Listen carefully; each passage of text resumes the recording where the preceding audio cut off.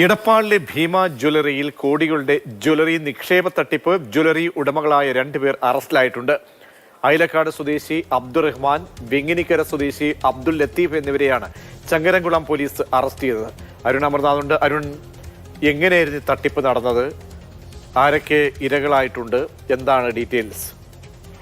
പ്രതീക്ഷ വലിയ രീതിയിലുള്ള കോടികളുടെ ഒരു തട്ടിപ്പ് നടന്നതായി തന്നെയാണ് ഇപ്പോൾ കണ്ടെത്തുന്നത്. എടപ്പാളിൽ പ്രവർത്തിക്കുന്ന ഭീമ ജ്വല്ലറിയിലാണ് ഇത്തരത്തിൽ നിക്ഷേപ തട്ടിപ്പ് നടത്തിയിരിക്കുന്നത്. അതായത് സ്വർണമായും പണമായും രണ്ടു തരത്തിൽ നിക്ഷേപങ്ങൾ ക്ഷണിച്ചു. ഈ നിക്ഷേപങ്ങൾ തട്ടിച്ച് ഈ പ്രതികൾ മുങ്ങുകയായിരുന്നു എന്നുള്ളതാണ് ഇപ്പോൾ പോലീസ് വിവരം അറിയിക്കുന്നത്.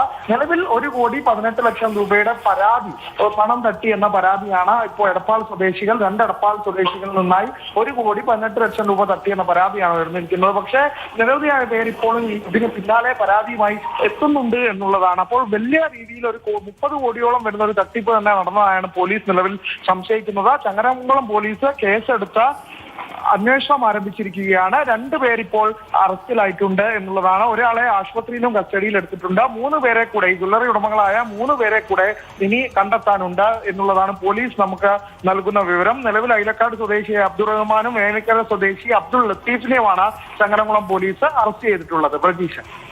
ശരി അരുൺ, ഇതുമായി ബന്ധപ്പെട്ട ഒരു പ്രതികരണം കൂടി കേൾക്കാം. ഏകദേശം 1 കോടി രൂപയാണ്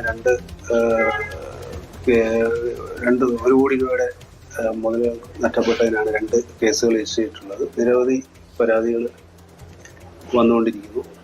ഏകദേശം 30 കോടിയിലധികമുള്ള തട്ടിപ്പ് ആണ് ഇതുവരെ മനസ്സിലായിട്ടുള്ളത്.